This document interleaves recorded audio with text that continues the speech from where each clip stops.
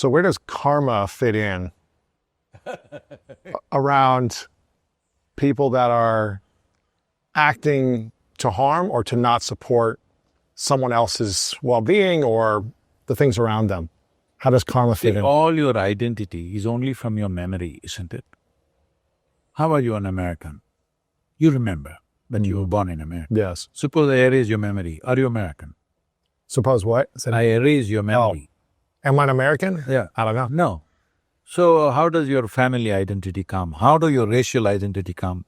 Everything is by memory, isn't it? Yeah. Now karma means this accumulated massive amount of memory. Now, will you stand above that? This is a stage for our life. This karmic background is like a platform. If you create enough surface tension in this, you can stand on it and do your fresh act today. But if your feet sink into it like quicksands, then you're just a victim of your memory.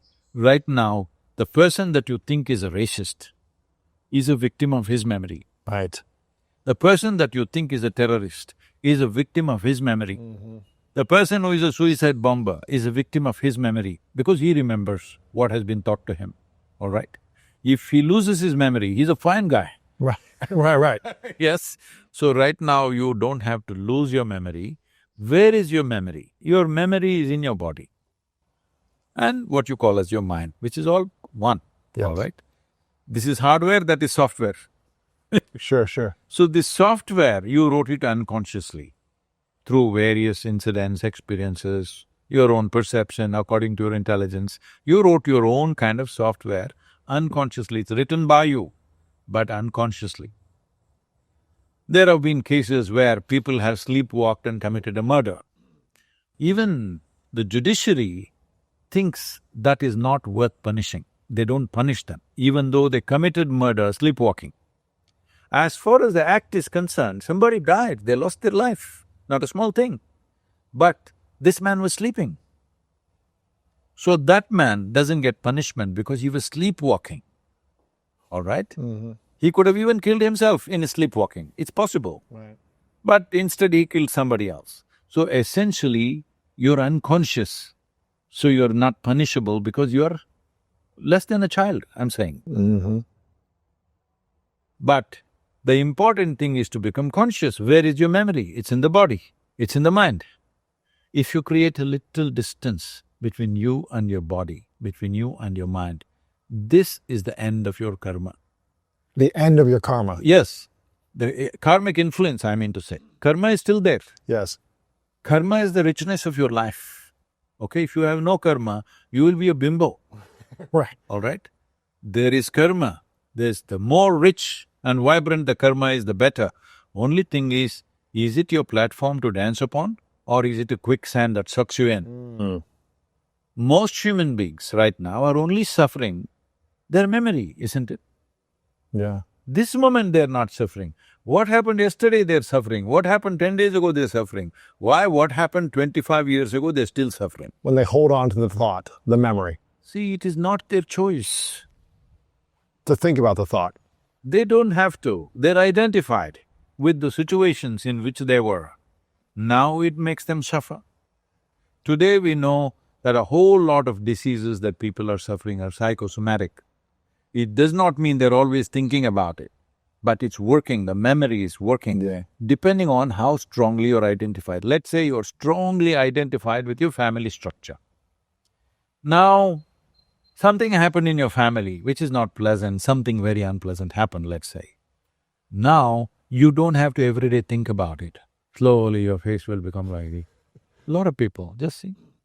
Because the memory is working from inside you, it doesn't even ask you permission. It doesn't ask you permission, should I come or go? It just works on every cell in your body. Slowly you lose your vibrancy. What was a vibrant, exuberant person slowly becomes like this. This has happened to more than 75% of the population. Right. When they were 5-6 years of age, how joyful and exuberant lives they were. By the time they're 30, they're like this. What is their problem? What is their problem? Is somebody poking them? No, because their karma is overtaking them. So, the entire process of this book is step-by-step way of standing above your karma, on the richness of your memory, because you can convert this memory into manure and you can blossom upon that. Because what happened yesterday you cannot change. What is happening today you can only experience. What is tomorrow you have to create. When you have, I mean, you've experienced some bad things in the past, right? Some harmful things, some challenges, pain. You've felt these things, right? In No. the past? You have? People try to do lots of bad things and they're still doing lots of them. Every day, a whole bunch of people abuse me. People that I've never met, they have enormous hatred for me. Because, like today what I've said, a whole lot of people will hate me for this, do you know? Yeah. Because their identities are shaken. They have created false sense of identity upon which they are standing, shaking. They know if this is gone, they have nothing to live for. They need to understand there is a life beyond identities. Identities are created for purpose of action in a given situation. It is none of our identities are absolute. See, first of all, we need to understand, before you and me came here, countless number of people walked this planet. Where are they? All topsoil, part of the manure in this garden.